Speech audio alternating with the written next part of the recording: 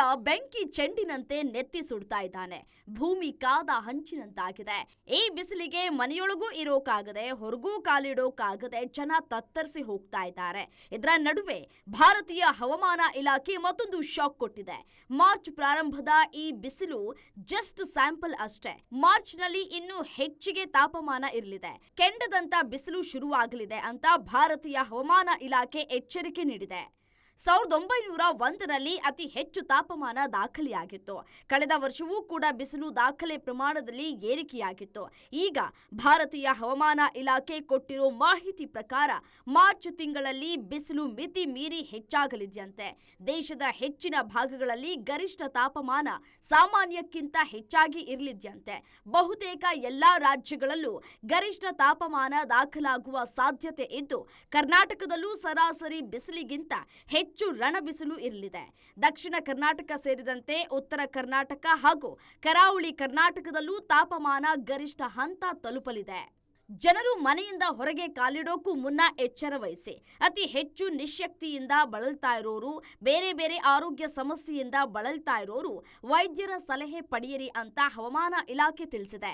ಒಂದು ವೇಳೆ ಅನಿವಾರ್ಯವಾಗಿ ಹೊರಗೆ ಹೋಗಬೇಕು ಅಂದ್ರೆ ಛತ್ರಿ, ಫೇಸ್ ಮಾಸ್ಕ್ಗಳನ್ನ ಬಳಸಿ ಬಿಸಿಲಿನಿಂದ ನಿಮ್ಮನ್ನ ನೀವು ರಕ್ಷಣೆ ಮಾಡಿಕೊಳ್ಳಿ ಅಂತ ಎಚ್ಚರಿಸಿದೆ. ರಾಜ್ಯದಲ್ಲಿ ಮುಂದಿನ 7 ದಿನ ಒಣ ಹವೆ ಮುಂದುವರಿಕೆಯಾಗಲಿದ್ದು, 20 ವರ್ಷಗಳ ಹಿಂದೆ ಬೆಂಗಳೂರಿನಲ್ಲಿ 35.5 ಡಿಗ್ರಿ ಸೆಲ್ಸಿಯಸ್ ತಾಪಮಾನ ದಾಖಲಾಗಿತ್ತು. ಇಲ್ಲಿವರೆಗೆ ಬೆಂಗಳೂರಿನಲ್ಲಿ 34 ಡಿಗ್ರಿ ಸೆಲ್ಸಿಯಸ್ ಮಾತ್ರವೇ ಭಾರೀ ಪ್ರಮಾಣದ ಉಷ್ಣಾಂಶವಾಗಿದೆ. ಇನ್ನು ಯಾವ್ಯಾವ ಜಿಲ್ಲೆಯಲ್ಲಿ ಎಷ್ಟೆಷ್ಟು ಅನ್ನೋ ವಿವರವನ್ನ ನೋಡ್ತಾ ಹೋಗೋಣ.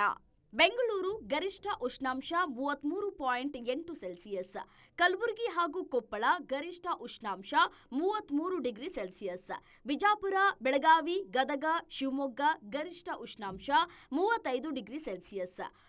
ಗರಿಷ್ಠ ತಾಪಮಾನವು ಕರಾವಳಿಯಲ್ಲಿ 34ರಿಂದ 36 ಡಿಗ್ರಿ ಸೆಲ್ಸಿಯಸ್ ವ್ಯಾಪ್ತಿಯಲ್ಲಿದೆ.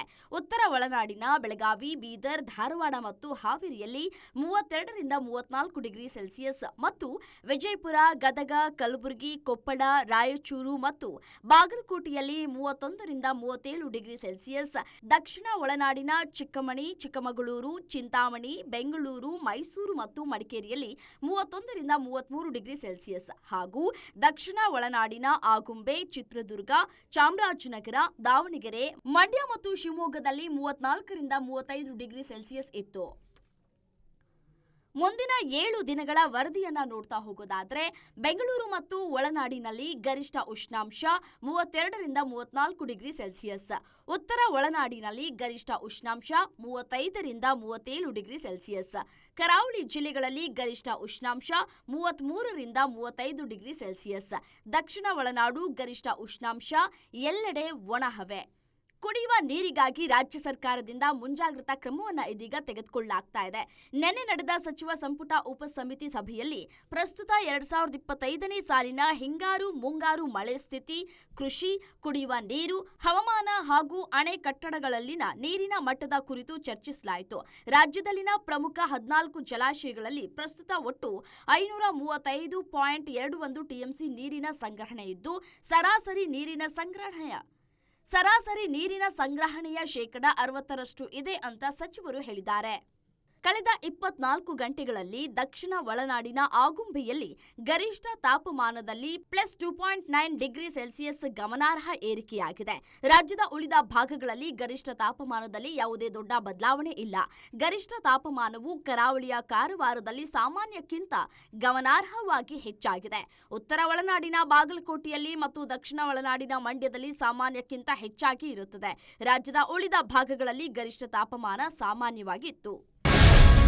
ಗ್ಯಾರಂಟಿ ನ್ಯೂಸ್, ಸುದ್ದಿ ಖಚಿತ, ನ್ಯಾಯ ನಿಶ್ಚಿತ.